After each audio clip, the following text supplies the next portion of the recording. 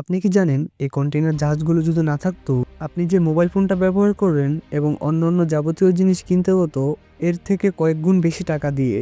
হ্যাঁ, ঠিকই শুনেছেন। আপনি হয়তো জানেন না আপনার হাতে থাকা মোবাইল ফোন থেকে আপনার পরা জামা কাপড় বা তেল কিংবা যে কোনো জিনিসই যেগুলো আমাদের দেশে তৈরি হয় না, এসবই কোনো না কোনো সময় কন্টেইনার ভর্তি জাহাজগুলো দিয়ে পাড়ি দিয়েছে মহাসাগর কিংবা বড় বড় নদীপথ। কেননা এসব কার্গো শিপ বা মালবাহী জাহাজগুলোতে যে পরিমাণে পণ্য পরিবহন করা যায় সেগুলো বিমানে পরিবহন করতে হলে এর থেকে দ্বিগুণ বা তিনগুণ টাকা লাগে।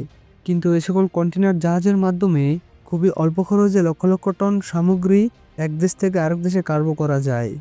কারণ এই কন্টেইনার জাহাজগুলো শুধু জাহাজই নয়, এগুলো যেন এক একটা ভাসমান শহর। কিন্তু প্রশ্ন হচ্ছে কিভাবে শুরু হলো এই কন্টেইনার জাহাজের যাত্রা এবং কিভাবে চলাচল করে এগুলো। তাছাড়া পৃথিবীতে যদি এসব কন্টেইনার বহন জাহাজ না থাকতো তাহলে জিনিসপত্রের দাম কেমন হতো, তা সবকিছুই জানবো আজকের এই ভিডিওতে। আজ থেকে কয়েকশো বছর আগে মানুষ যখন সমুদ্রপথ আবিষ্কার করেছিল তখন থেকেই শুরু হয় পণ্য পরিবহনের এক নতুন যাত্রা। তবে প্রথম দিকে জাহাজে করে পণ্য পরিবহন করা হলেও মূলত কার্গো জাহাজের যাত্রাটা শুরু হয় 1956 সাল থেকে। তখন আমেরিকান ব্যবসায়ীরা পণ্য পরিবহন করার জন্য মূলত প্রথম তৈরি করেছিলেন, কিন্তু তার আগেও জাহাজে করে পণ্য পরিবহন করা হতো, যা ছিল অনেক সময় সাপেক্ষণ এবং ব্যয়বহুল।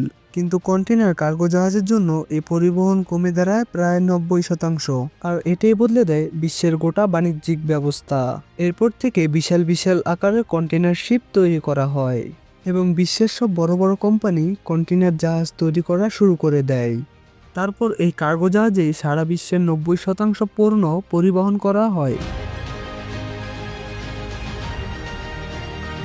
কিন্তু আপনি হয়তো ভাবছেন এত বিশাল আকারের জাহাজগুলো কিভাবে পানিতে চলাচল করে। মূলত এই কার্গো জাহাজে ব্যবহার করা হয় বিশাল আকারের ডিজেল ইঞ্জিন, যা পৃথিবীর সবচেয়ে বড় ইঞ্জিনগুলোর একটি।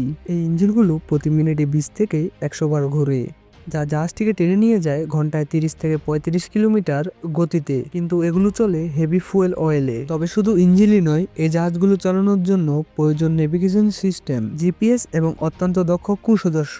কেননা এই ধরনের কার্গো জাহাজগুলো চালানোর জন্য দক্ষ ক্রু মেম্বার ছাড়া এটি চালানো সম্ভব না।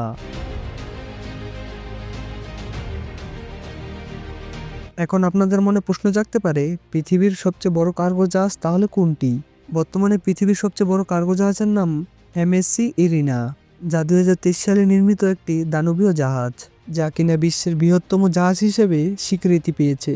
এর দৈর্ঘ্য প্রায় 400 মিটার, অর্থাৎ 4টি ফুটবল মাঠের সমান, প্রস্থ প্রায় 61 মিটার এবং এটি একসাথে 24,346টি কন্টেইনার বহন করতে পারে। তাছাড়া এর আকার এতই বড় যে ছোট একটি দেশের লোকসংখ্যা সবই এই জাহাজের ভিতরে রেখে দেওয়া যাবে। হ্যাঁ, ঠিকই শুনেছেন, এটিকে কন্টেইনার শিপ না বলে এটিকে ছোট একটি শহর বলা যায়।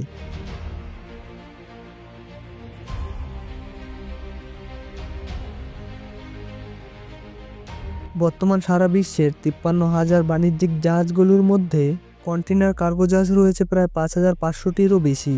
এর মধ্যে বড় কন্টেইনার জাহাজ রয়েছে প্রায় 250টিরও বেশি, যেগুলো ধারণ ক্ষমতা প্রায় 5 থেকে 6 লক্ষ টন। তাছাড়া এগুলোর পাশাপাশি রয়েছেও ভেরিল্যাক্স কন্টেইনার শিপ, প্যারাম্যাক্স এবং পোস্ট প্যারাম্যাক্স শ্রেণীরও কয়েক হাজার জাহাজ, যেগুলো বিশ্বের বাণিজ্যিক প্রায় 90% বহন করে থাকে। কেননা বড় কার্গো জাহাজগুলো নিয়ন্ত্রণ করে বড় বড় মেগা শিপিং কোম্পানিগুলো, যেমন মিয়ার্স লাইন, এমএসসি, কসকো এবং সিএমএ সিজিএম, যেগুলো শুধুমাত্র বড় বড় কোম্পানি নিয়ন্ত্রণ করে থাকে।